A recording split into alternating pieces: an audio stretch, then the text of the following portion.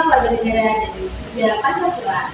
Hari ini kami dari kelompok 8 PKN ingin mempresentasikan kinerja kelompok kami tentang kasus pelanggaran hak dan pengingkaran kewajiban serta upaya warga negara dalam mencegahnya di lingkungan sekitar. Nah, sebelum kami masuk ke materinya, alangkah baiknya kami memperkenalkan diri terlebih dahulu. Perkenalkan nama saya. Halo semuanya, perkenalkan aku Dara juga selaku moderator yang akan memandu acara presentasi pada hari ini. Halo semuanya, perkenalkan nama saya Liliana Adani. Saya adalah pembaca materi pada presentasi kali ini. Halo semuanya, perkenalkan nama saya Eman dan Manika. Saya selaku sebagai pemateri yang akan mematerikan materi kali ini. Halo semuanya, perkenalkan nama saya Dani Harisya, selaku pemateri yang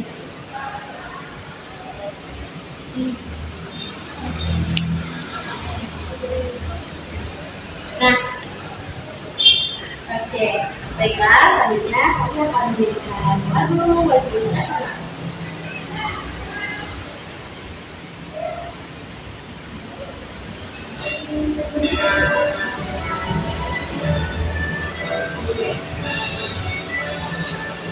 Berkibarlah bendera, bulan suci kemerdekaan di seluruh pantai Indonesia. Kau tetap pujaan bangsa, siapa berani mengurungkan kau serta rakyatmu membela. Sang merah putih yang berkibar, berkibar bersama anaknya. Oke, baiklah, setelah menyanyikan lagu nasional tak berlama-lama dan menghargai waktu, kita akan lanjut pada materi selanjutnya, yaitu visi dan misi SMA dan juga kota Jambi. Tetapi karena telah disampaikan oleh 7 kelompok lainnya dan teman-teman lainnya, maka kita akan lanjut kepada tahap selanjutnya.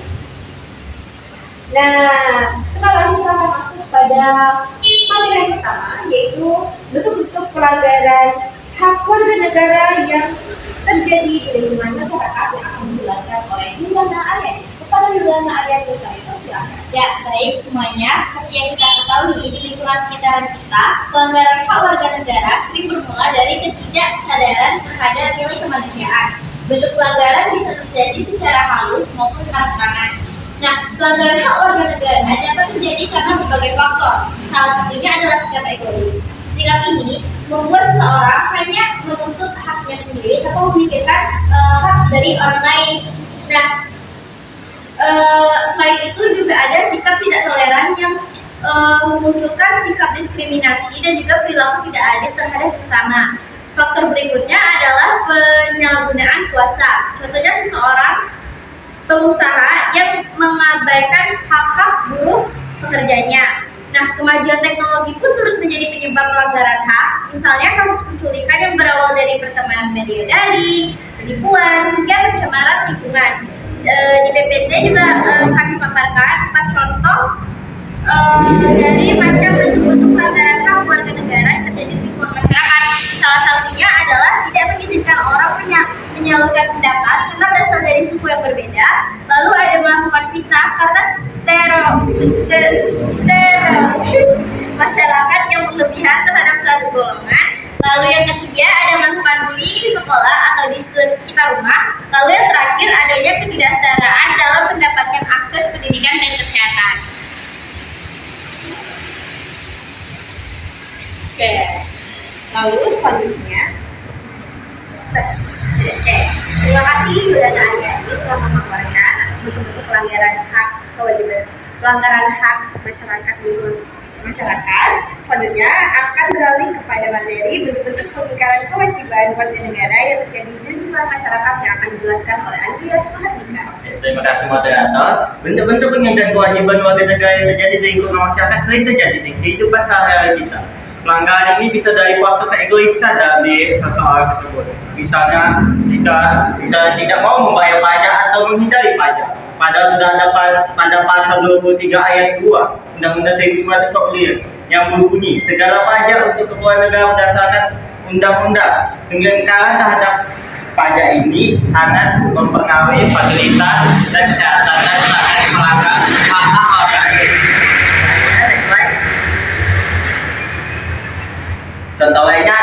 gosong pandangan tanpa mematuhi pada lingkungan bersama. Pada orang kita berhak mendapatkan lingkungan yang bersih. Yang ketiga contohnya itu melanggar aturan lalu lintas seperti tidak memakai helm, melawan lampu merah, atau tidak memiliki SIM atau STNK, mengakibatkan kecelakaan dan mengganggu hak keselamatan pengguna jalan lain. Dan terakhir adalah tidak ikut serta dalam pembayaran negara. Pada pasal 30 ayat 1 Undang-Undang 1945 berbunyi, tiap-tiap warga negara berhak dan wajib ikut serta dalam mempertahankan dan keamanan negara. Artinya setiap warga negara berhak dan wajib ikut serta membela negaranya sendiri. Oke, itu saja materinya. Selanjutnya. Oke, terima kasih yang sudah perhatikan pemaparan materinya begitu pelanggaran kewajiban warga negara yang terjadi di lingkungan masyarakat. Selanjutnya adalah peran warga negara dalam mencegah pelanggaran hak dan pengingkaran kewajiban yang akan dijelaskan oleh Nazifah Syakira. Pada Nazifah kami persilakan. Baik, peran warga negara dalam mencegah pelanggaran hak dan pengingkaran kewajiban.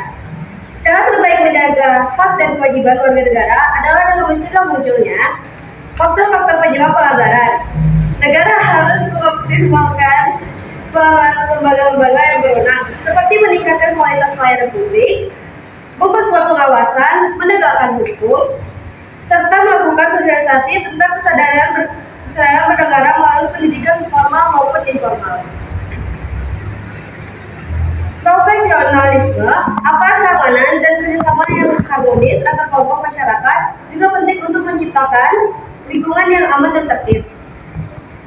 Selain upaya pencegahan, pemerintah juga menangani pelanggaran melalui lembaga terkait. Polisi menangani ancaman keamanan masyarakat, TNI menangani ancaman separatis maupun eksternal, KPK memberantas korupsi, dan pengadilan menegakkan hukum.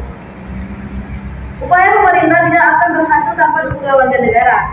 Masyarakat harus bertindak dewasa, menaati aturan, dan menjadi teladan dalam kehidupan sehari-hari sesuai nilai Undang-Undang Dasar 1945. Sikap beradab dapat diwujudkan dalam berbagai lingkungan, yaitu keluarga, saling menghormati, menaati aturan, menyelesaikan masalah dengan musyawarah. Kedua, ada sekolah, mematuhi tata tertib, menghargai seluruh warga sekolah, menciptakan lingkungan yang aman. Ketiga, masyarakat, menaati norma, menghargai perbedaan, menjaga kerukunan. Dan yang terakhir ada bangsa dan negara, mematuhi hukum, menghindari tindakan merugikan, dan melaporkan pelanggaran. Melalui tindakan ini, warga negara dapat membantu mencegah pelanggaran hak dan kewajiban sehingga tercipta kehidupan masyarakat dan negara yang harmonis. Sekian dari saya.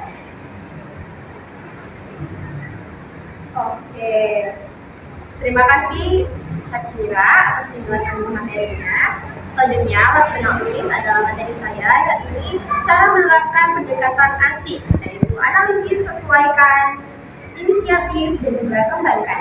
Nah, sesuai dengan materi yang telah kami dapatkan dan kami bahas dalam makalah kami juga mencari upaya dengan bagaimana pelanggaran hak dan kewajiban ini agar dapat meminimalisir atau bahkan harapan kita dapat ditiadakan.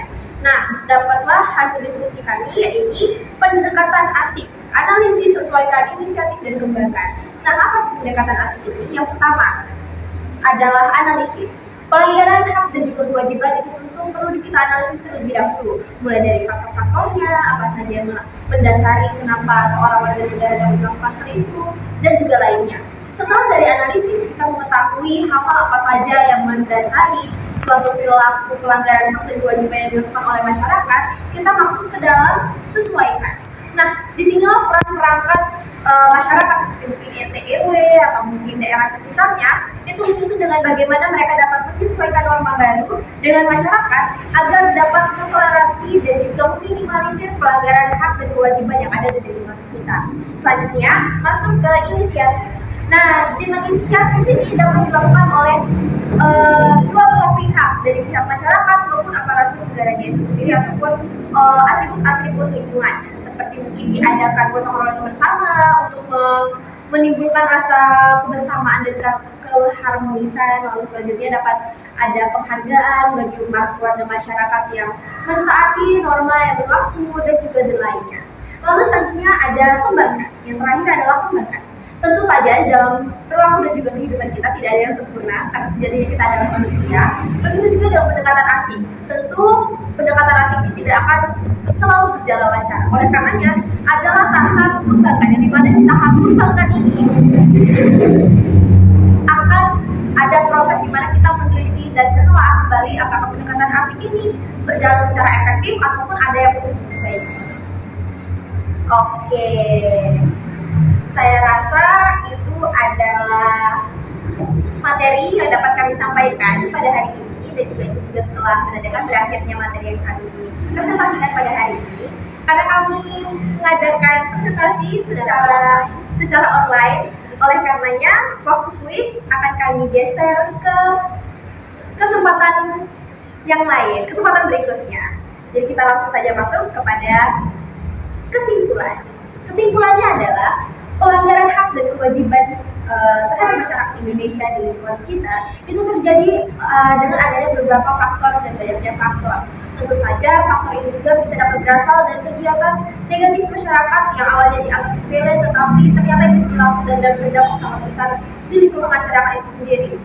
Contohnya adalah dengan membawa sembarangan, tidak membayar pajak dan juga melanggar peraturan lalu lintas yang di awalnya dianggap sepele tetapi ternyata sangat berdampak besar untuk satu sama lain. Lalu masuklah kami pada saran. Oh, ternyata sarannya tidak masuk dalam slide, jadi kami tambahkan saja. Saran dari kelompok kami adalah di mana baik masyarakat maupun aparatur yang menjalani tugasnya sesuai pekerjaan masing-masing harus bekerja secara bersama-sama agar dapat menciptakan keharmonisan dan juga lingkungan hidup yang baik dan sesuai untuk masyarakat Indonesia satu sama lain. Oleh karena itu, kami dari kelompok 8 Pendidikan Kewarganegaraan Pancasila yang diimbukan oleh Bapak Prio Widodo SPD MPD mengucapkan terima kasih yang sebesar-besarnya kepada para penonton dan Bapak MPD telah menonton video ini, telah menyaksikan. Sekian dari kami. Assalamualaikum.